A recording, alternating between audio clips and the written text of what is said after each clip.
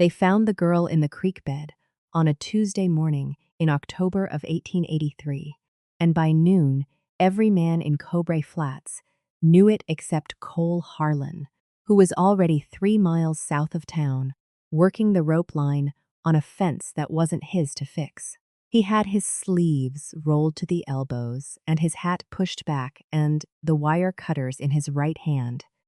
And the fence wasn't his problem, except that it was.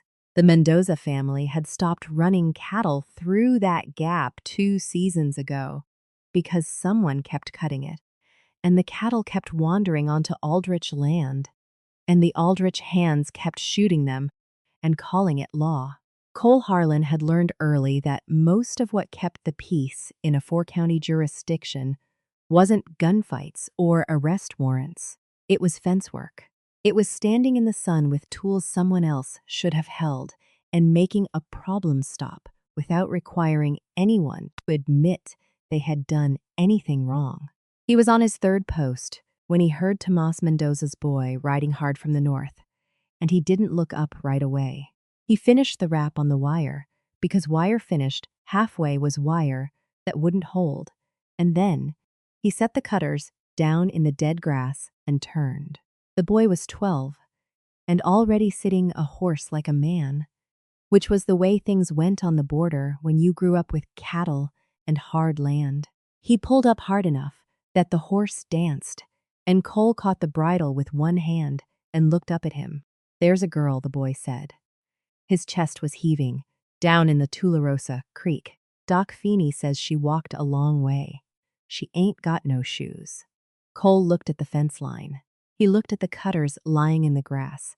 Then he looked at the boy. "She alive?" "Yes, sir. Barely." Cole rolled his sleeves down, buttoned them, and picked up his hat from the fence post where he'd hung it.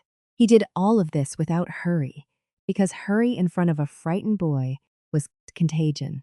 He untied his horse from the post and swung up. "Your father know the fence is done on the east section?" The boy blinked. "Yes, sir. I'll tell him. Tell him I'll do the west run Thursday if the weather holds." He was already moving north. The girl was 9 years old, and she had been walking since Saturday. That was Doc Feeney's calculation based on the condition of her feet, which Cole did not look at when he arrived at the doctor's house, because the door to the examination room was closed, and he had enough sense to leave it that way. He sat the front room in a straight-backed chair with his hat on his knee and waited. The waiting was not comfortable. Doc Feeney's front room had 3 chairs, a shelf of medical texts with broken spines, and a framed piece of needlework that said "God is able," and had been hung slightly crooked for as long as Cole could remember. He looked at it. He looked at his hat. He did not look at the door.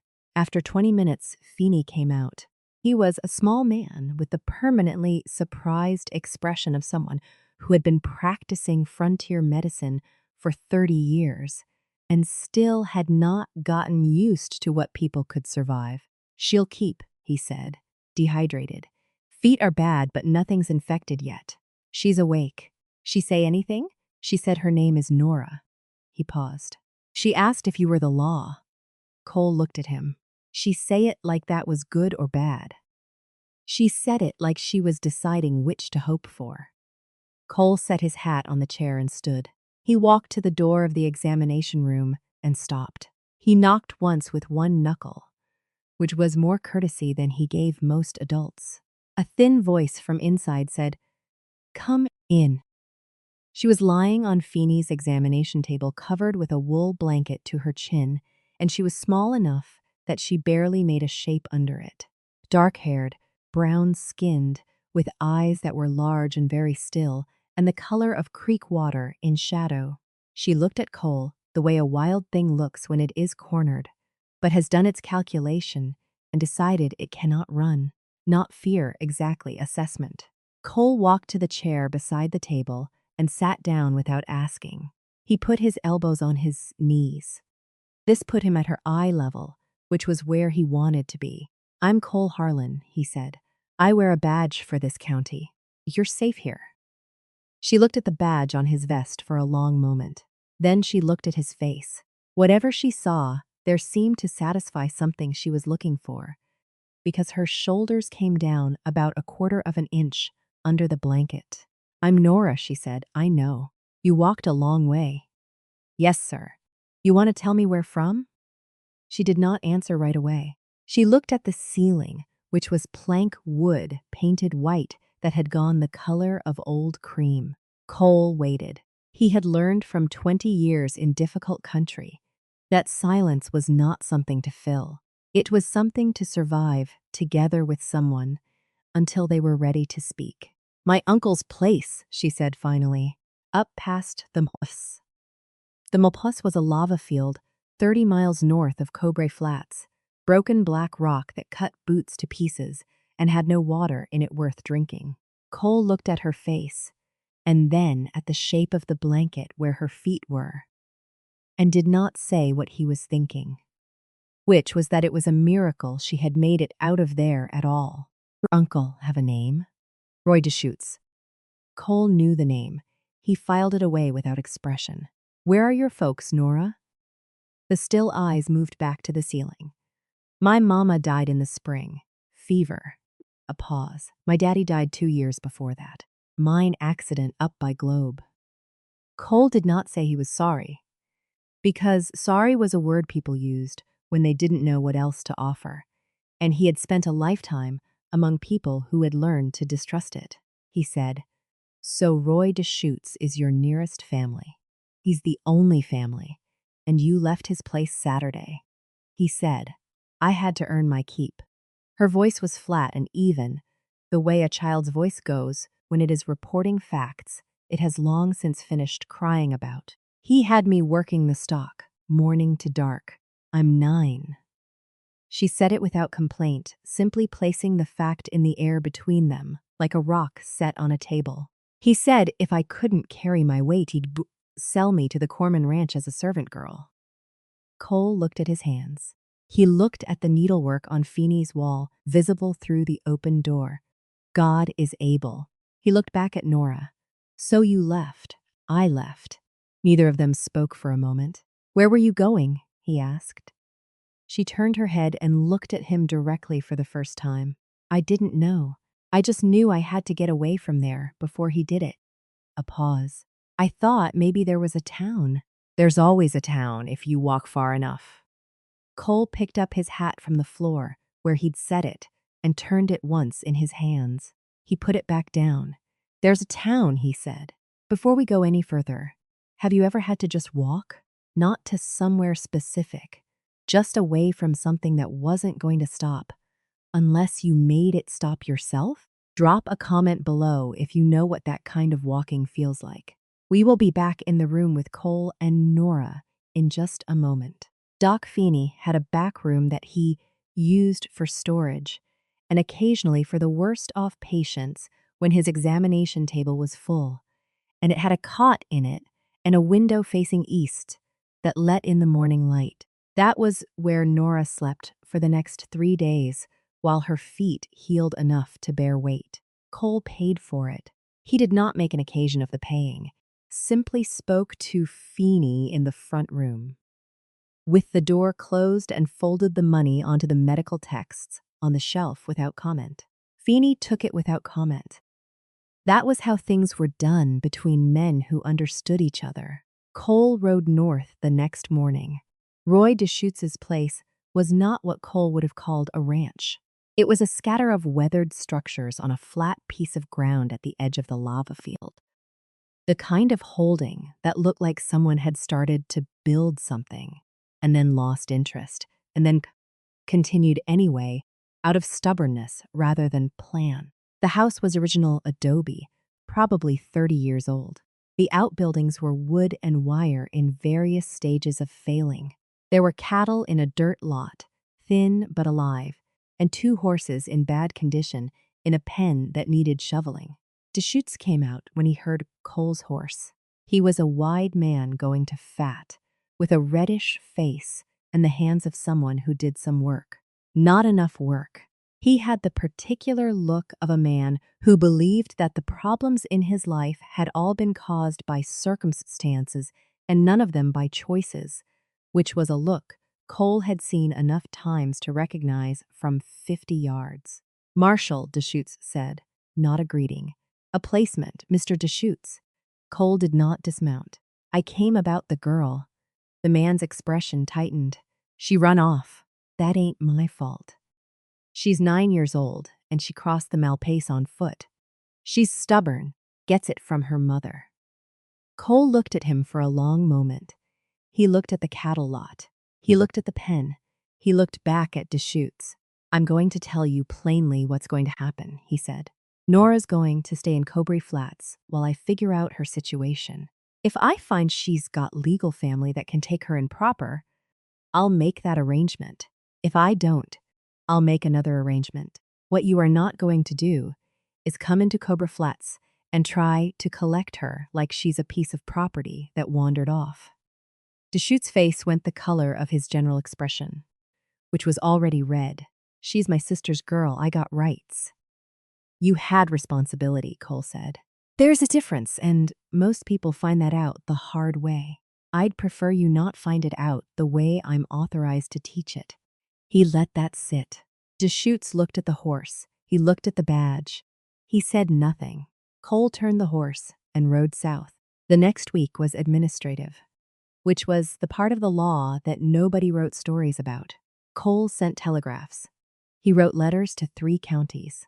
He spoke to the circuit judge when he passed through on his quarterly rounds and got a formal notation that Nora Deschutes, age 9, was under the temporary protection of the court, pending family determination.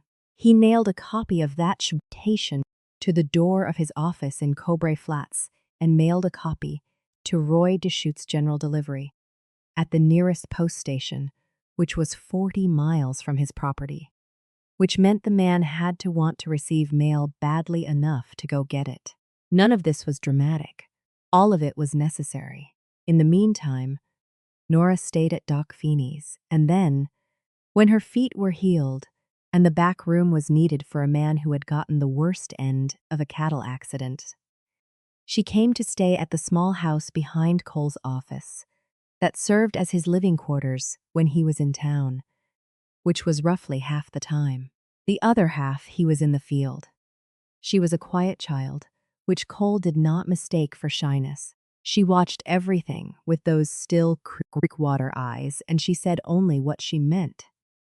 And she asked questions that were specific and direct and occasionally inconvenient. The third day she was in the house, she asked him why he had a photograph on his desk, turned face down.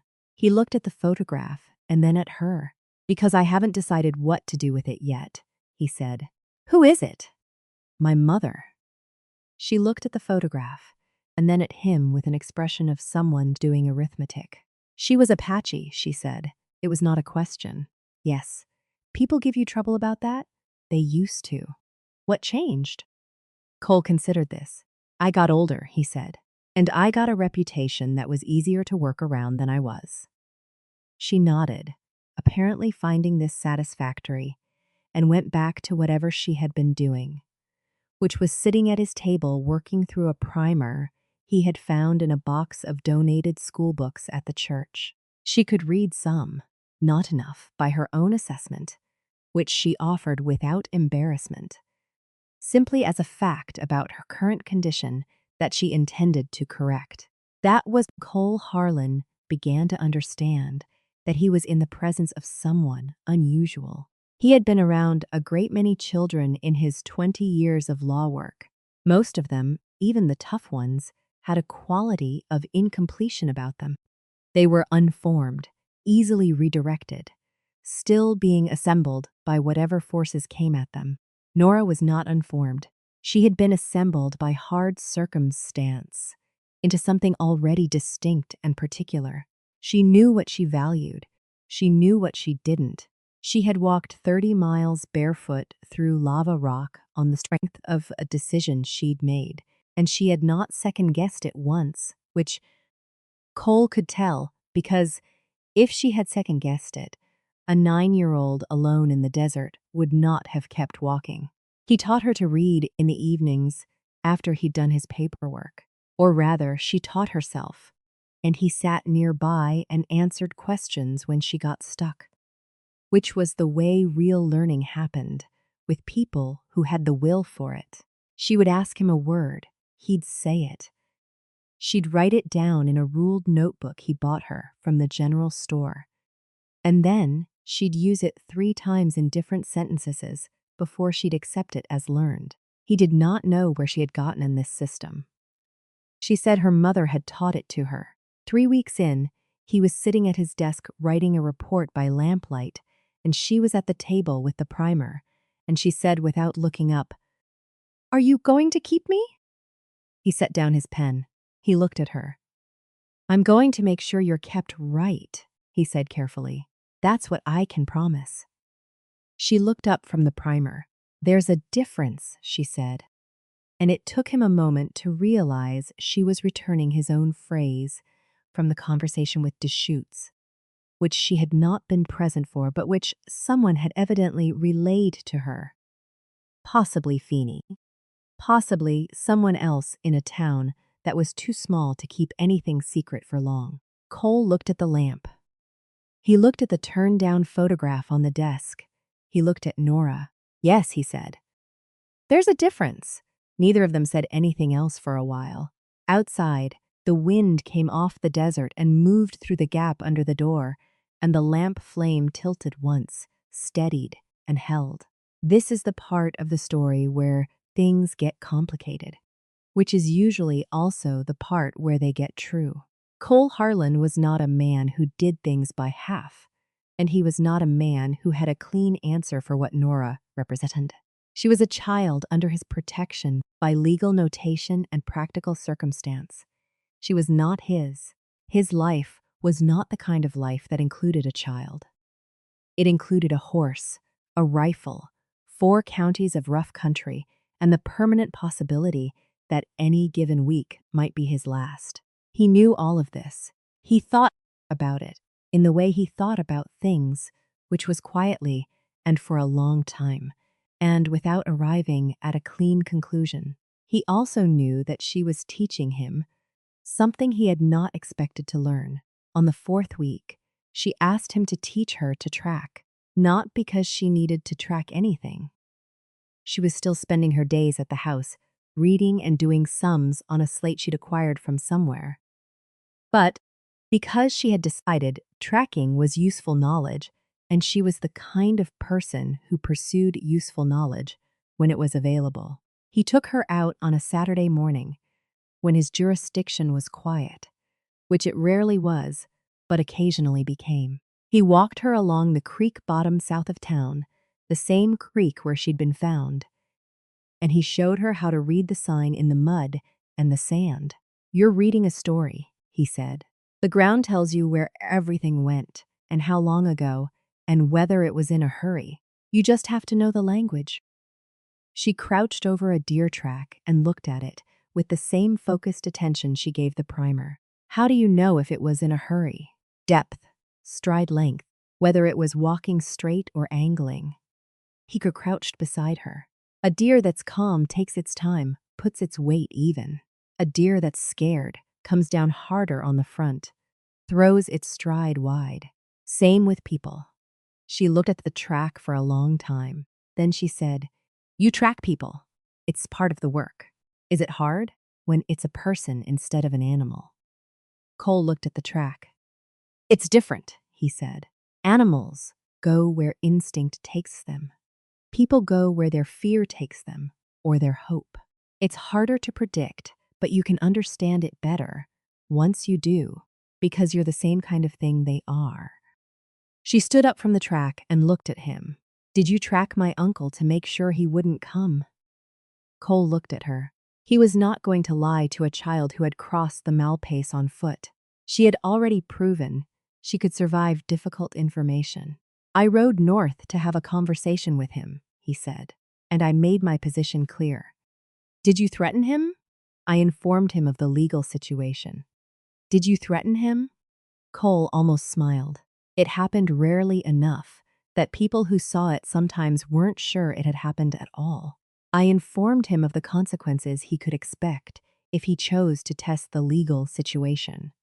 She considered this. Okay, she said, and went back to looking at the tracks. They spent 3 hours in the creek bottom. She learned fast and she retained what she learned, and she asked follow-up questions 3 minutes later that built on what she'd already taken in, connecting it to the next thing, which was the mark of a mind that was naturally systematic.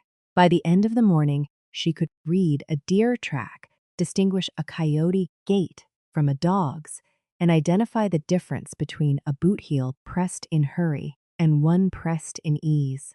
She wrote all of it in the ruled notebook when they got back. Marshal Harlan, she said at the table, head bent over her writing. You can call me Cole. She thought about it. Not yet, she said. He accepted this. On the 5th week, the letter came back from Maricopa County.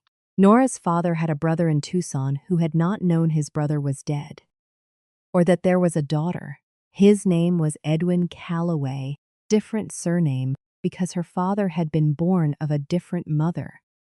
And he was a carpenter, married, with 2 children of his own.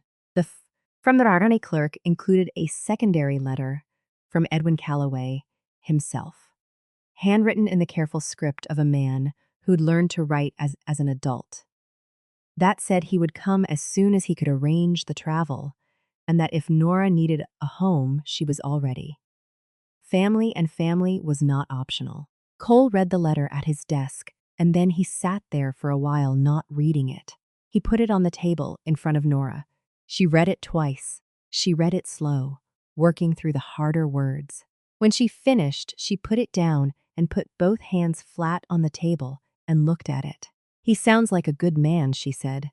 He does. Do you know if he is? I'm going to find out, Cole said. I'll wire Tucson. Get some word from people who know him. She nodded. Neither of them spoke. The wind was up outside, and the loose board on the south wall of the office ticked against its frame in the irregular way it always did when the wind came from the east. I want to stay here, she said. She said it evenly without asking. It was not a question, and it was not a plea. It was a simple declaration of what was true. Cole looked at the ceiling. He looked at the floor. He did not look at the photograph on the desk. Nora, he said. I know, she said. I know what you're going to say. You don't. She looked at him. Tell me then. Cole leaned forward and put his elbows on his knees. He was quiet for a moment. Outside, the board ticked.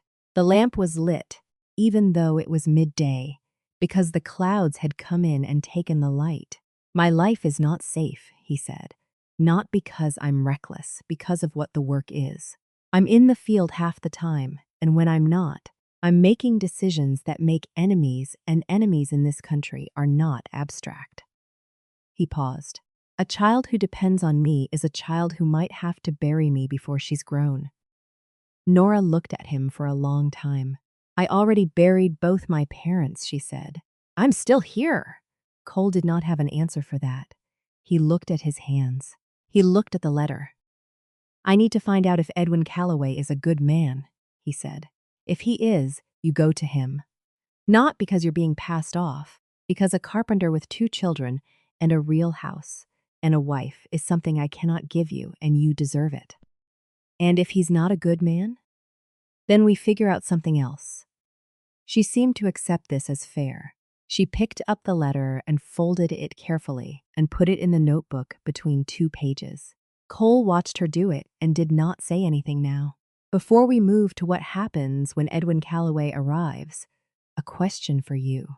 Have you ever been in the position of being wanted somewhere and somewhere else wanted you? And both places meant something real. Drop your thoughts below.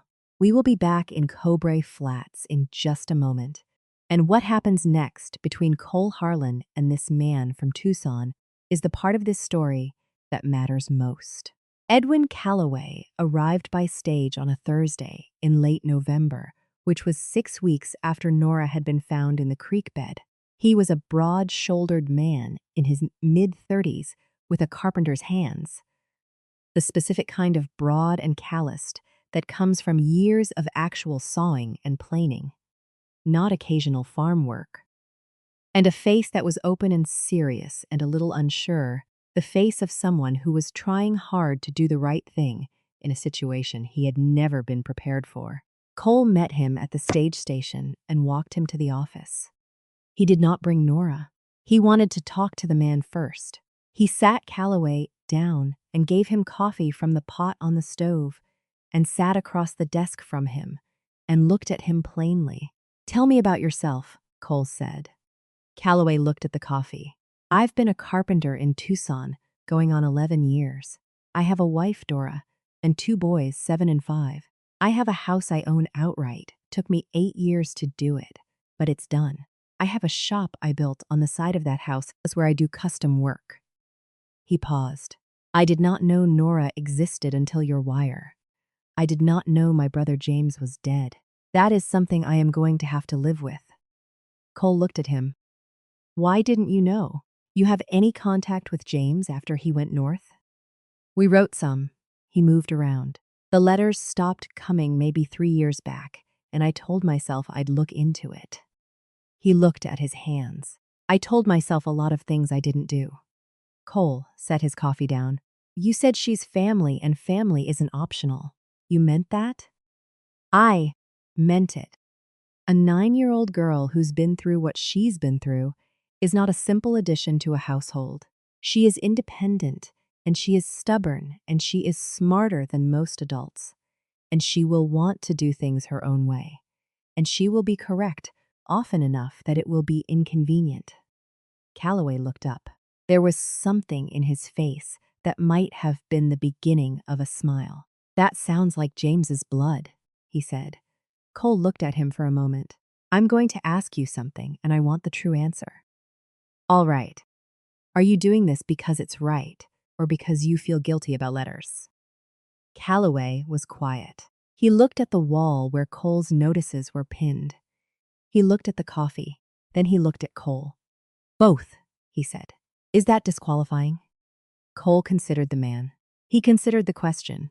He thought about the letter, written in careful, adult-learned handwriting, and what it took to write something like that. He thought about 11 years in one town building things. He thought about a house owned outright. "No," Cole said. "Both is honest. Both is what I can work with." Then Cole brought Nora in. She came through the door from the back of the office and stood just inside the frame, and she looked at Edwin Calloway with the same still assessment she had turned on Cole 6 weeks ago at Doc Feeney's table. Calloway stood up from his chair, which was the right instinct. He did not reach for her or talk too fast. He just stood up and looked at her. "You look like your father," he said. She looked at him. "How do you know? You haven't seen me before."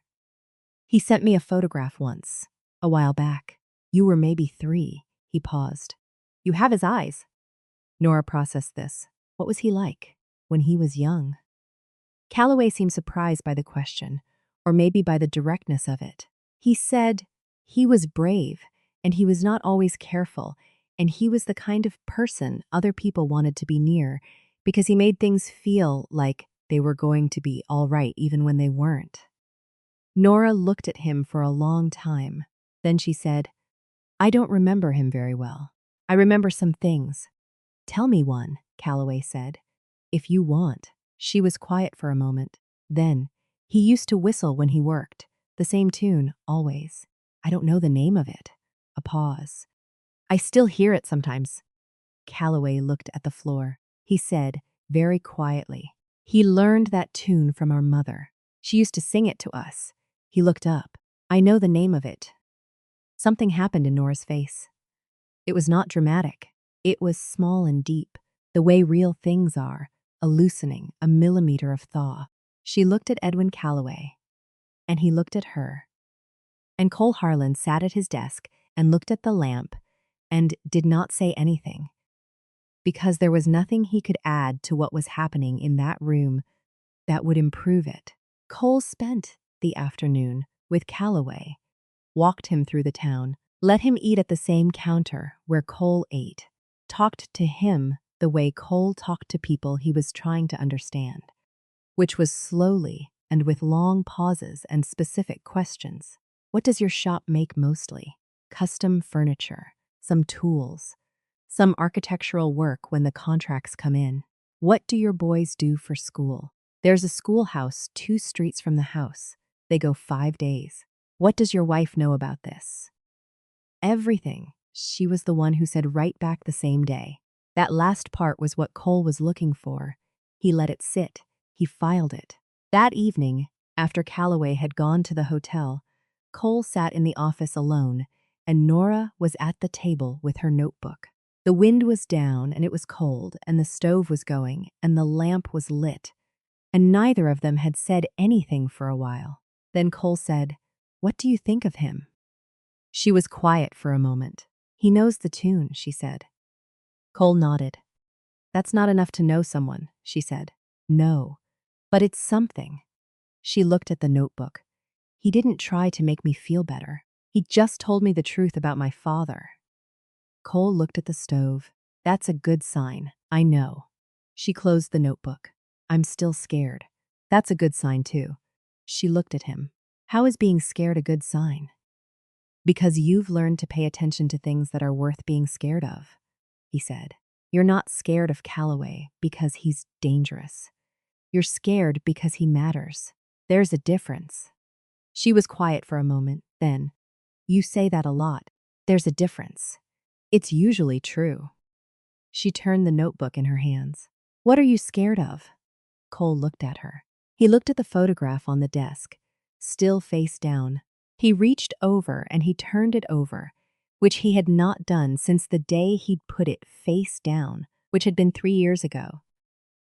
After the last time he'd ridden back into town from the Chiricahua country, where his mother's people were from, and been turned away at the edge of camp by a cousin he'd grown up with, who had decided that a man who wore a federal badge was not a man he knew anymore.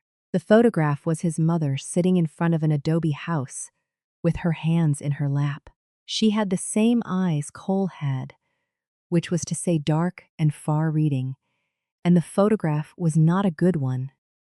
It was stiff and overlit the way photographs of that era were. But it caught something about the set of her face that was recognizable to anyone who looked at Cole Harlan and then looked at this woman. "I'm scared," he said, "of having done a job for 20 years and not knowing whether it made things better or just made them quieter." Nora looked at the photograph. She looked at him. "What's the difference?" "Better means something changed. Quieter means you pushed the problem somewhere you couldn't see it anymore." She was quiet. "Do you think you made things better?"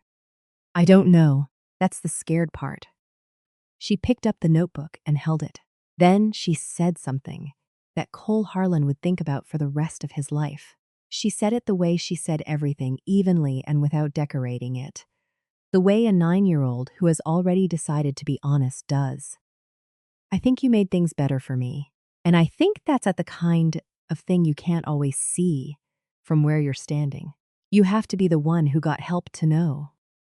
Cole looked at the photograph. He did not say anything for a long time. The stove ticked and popped. The lamp was steady. "I never thought about it that way," he said. "My mama said something like it," Nora said. She said, "The people who change things don't usually get to watch them change. They just have to trust that the doing was enough." Cole set the photograph upright on the desk, propped against the wall. He left it there. "Nora," he said. "Yes, sir. When you get to Tucson," he stopped. He started again. "Edwin Calloway is a man who builds things. That's not nothing. A man who builds things and owns what he builds and stays in one place long enough to know his neighbors and his town. That's a particular kind of strength that doesn't get talked about much, but it holds things together." She nodded slowly. "You're going to be all right," he said. "Not because I'm saying so, because I've watched you for 6 weeks, and I know the kind of person you already are, and a person like you finds their way." She looked at the notebook in her hands. "Will you write to me?" Cole was quiet. He looked at the desk. He looked at the photograph. Yes, he said. If you write first. She looked up. Why do I have to write first? Because you'll have more to say. You're going to Tucson. I'm staying in Cobra Flats. And most of what happens here is not the kind of thing you write letters about. She thought about this and seemed to decide it was fair. Teach me one more thing before I go, she said. Something I can use. Cole thought about it. He thought about tracking, which he'd already taught her. He thought about reading, which she was already outrunning him on. He thought about the things he knew that were worth knowing. Come out back, he said. He took her to the small dirt lot behind the office, where he kept his horse, and he stood her in front of the horse and showed her how to approach an animal that didn't know you yet. The approach was everything. The angle of your body, the pace of your steps, the flatness of your hands. You didn't come straight at them, and you didn't come sneaking around from behind. You came from the side and a little below, and you let them see you coming the whole way, so that nothing you did was a surprise. People are the same way, he said. When you walk into a room where you don't know anybody, come from the side, not straight on. Let people see you before you're standing in front of them. Give them time to decide you're not a threat. Most things that go wrong between people go wrong because someone came in too fast and spooked the room. She was standing beside the horse with her hand flat against its neck, letting it decide about her. And the horse was already leaning into it a little, which was as fast as Cole had ever seen that horse accept a stranger. You're good with horses, he said. I was around them at my uncle's.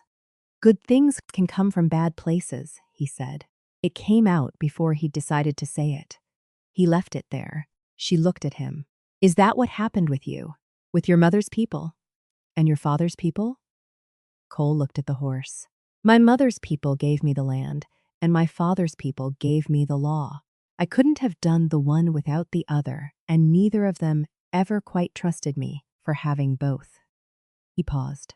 But I kept both, and it turned out the combination was what the work needed. She was quiet, still stroking the horse's neck. I'm half something too, she said. I'm half my father and half my mother, and they were from different places and different kinds of people. What does that make you? Me, she said simply. It makes me me. Cole looked at her for a long time. He did not say what he was thinking, which was that he was going to miss her in a way he hadn't expected and hadn't prepared for, and wasn't certain he knew what to do with. He said nothing. He put his hand briefly on top of hers, where it rested on the horse's neck. One moment, and then he stepped back. All right, he said. You're ready. She left with Edwin Calloway on a Saturday, also in the morning, which somehow seemed right. Cole walked them to the stage. He carried her bag, which was not heavy, a change of clothes, the primer, the ruled notebook, a second notebook he had bought her at the general store, because the first one was getting full. He put her bag in the boot of the stage himself. Edwin Calloway put his hand out. Cole shook it. Nora looked up at Cole. She had the notebook under her arm, and she was wearing a coat that the women of the Methodist Church had contributed on the grounds that a child could not go to Tucson in October weather without a proper coat, and it was slightly too large for her, which somehow made her look exactly like what she was, a child who had survived things that were bigger than she was and had come through the other side still herself. I'll write first, she said. Cole nodded. She looked at him for one more moment with those still Creekwater eyes. Then she climbed into the stage without looking back. Which was, Cole thought, exactly the right way to leave a place you weren't coming back from. You could love it and still not look back. That was its own kind of courage. He stood at the station until the stage was out of sight. Then he turned and walked back to his office, which was the smallest building on the main street of Cobra Flats and had a loose board on the south wall and a lamp that needed a new wick and a desk with a photograph propped against the wall, face up, of a woman with dark, far-reading eyes sitting in front of an adobe house with her hands in her lap. He sat down at the desk. He picked up the photograph and looked at it for a while. Then he set it down, face up, and picked up his pen and started on the week's paperwork. Outside, the wind came off the desert, and the board ticked against its frame, and the town of Cobre Flats went about its morning, which was what towns did, which was what everything did, which was keep going and hope that the keeping going amounted to something. The first letter arrived 11 days later. It was 2 pages in Nora's careful, even hand, written in the ruled notebook with the pages torn out and folded. It described the stage ride in specific detail. The dust, the sound the wheels made on the grade south of Cobre Flats, the way the desert went from one kind of flat to another kind of flat, and then into the scrub country north of Tucson. It described Edwin Calloway's house, which was made of wood and had a real floor throughout, and a window in the room that was to be hers that faced a yard where there was a tree. It described Dora Calloway, who was smaller than Nora had expected and spoke quietly, and had made a meal the first night that was the best thing Nora had eaten in longer than she could remember. It described the 2 boys, whose names were Thomas and Peter, who had looked at her with enormous eyes the whole first evening, and then the next morning had shown her a box of old tools they had found under the house and asked her what she thought they were for. At the bottom of the second page, in smaller writing than the rest, she had written, "I used the approach you taught me. I came in from the side. The horse, I mean the house, I mean the family. They leaned in." Cole read the letter at his desk in the morning light, and then he read it again, and then he sat there for a while. Then he got out paper and wrote back. He wrote to her for 12 years after that. She wrote to him more often than he wrote to her, which was exactly as he had predicted. Her letters got longer, and then shorter, and then longer again as she grew. Longer in the years when she was discovering things, shorter in the years when life was producing more than language could keep up with. She went to the schoolhouse in Tucson. She was 2 years ahead of her age group within a year of arriving, which did not surprise Cole in the least. She studied law, not practicing it, not yet, but reading about it, asking Edwin Calloway about it, asking Cole about it in letters that arrived with specific questions that sometimes required him to consult his own references before he could answer, honestly. When she was 15, she wrote to tell him she had helped a woman in their neighborhood. Mexican woman, she said, whose husband had died, and whose landlord was trying to evict her in a way that was plainly improper. By writing out a summary of the woman's rights under territorial law and accompanying her to the meeting with the landlord, sitting at the side of the table and a little below, the way you approached a horse that didn't know you yet, and the landlord had blinked at her, and then at the document, and then had decided not to press the matter. The woman stayed. Cole read that letter and looked at the ceiling and permitted himself 1 full minute of something that was not quite pride and not quite satisfaction, but was in the vicinity of both. He wrote back, from the side and a little below, "Well done." The last letter he received from her, before he retired from the Marshal's service, came on a Tuesday in April of 1895. 12 years after she had climbed out of the creek bed and into Doc Feeney's examination room. She was 21. She had completed a course of legal study at a school in Tucson that admitted women by that point, barely, with considerable friction. She had taken the territorial bar examination. She had passed it. She was going to practice law. She wrote this in the middle of the letter as a plain fact among other plain facts, the way she had always delivered information that meant the most. without announcement, just placed there in the middle of things where you'd find it. At the end of the letter, she wrote, "You told me once that the people who change things don't usually get to watch them change." My mother said the same thing. "I want you to know that I have watched, and I know what changed because of what you did, and I know who to thank." Cole set the letter down on his desk. He looked at the photograph against the wall, where it had stood for 12 years. He looked at the window. He looked at the loose board on the south wall, which he had never gotten around to fixing, and which at this point he had decided he was not going to fix. Because some things you kept as they were, because they reminded you of when you'd first sat down in a place and started to become a something. He did not write back that day. He thought about what to write, and by the time he had figured it out, it was 3 days later, and what he wrote was brief. "I taught you one thing. You learned the rest yourself. That's the only way it works." In the summer of 1901, a woman named Nora Calloway opened a law office in Tucson, Arizona Territory, on a street that had been unpaved when she arrived as a girl and was now cobbled and lined with young trees that were finally tall enough to give real shade. The sign above the door was simple: Calloway Law. She specialized in land rights and estate claims and the particular subset of territorial disputes that involved people who had no money to pay and no one willing to fight for them, which was most of the people who needed fighting for. She took cases nobody else would take. She won some and lost some and kept taking them.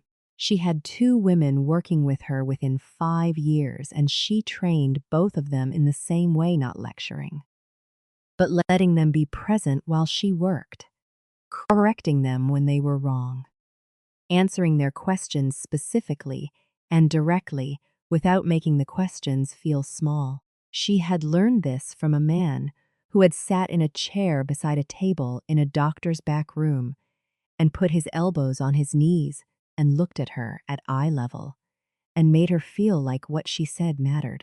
Cole Harlan retired from the Marshal's service in 1898 and went back to the Cobray Flats area, which by then was changing rapidly and in several directions, some of them good and some of them not. He bought a small piece of land south of town and raised horses and did occasional consulting work for the county when they needed someone who knew the old territory. He corresponded with Nora until his eyesight made writing difficult, which was in his late 60s, by which point the correspondence had been going for close to 20 years, and there was not much left unsaid between them. He died in the spring of 1912 in Cobray Flats of a series of small physical failures that accumulated over a winter and became a single large one. He was in his mid-60s.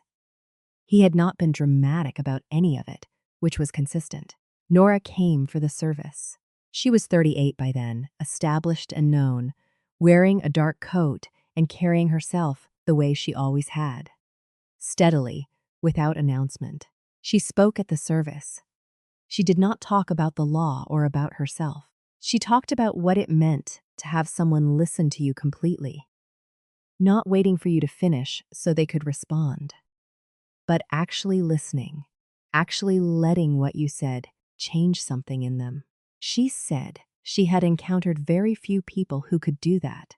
She said one of them had been in a chair beside her bed in a doctor's office in October of 1883, with his elbows on his knees, and that everything she had built since had been built on what she learned watching someone give their full attention to a child who had walked barefoot out of the desert.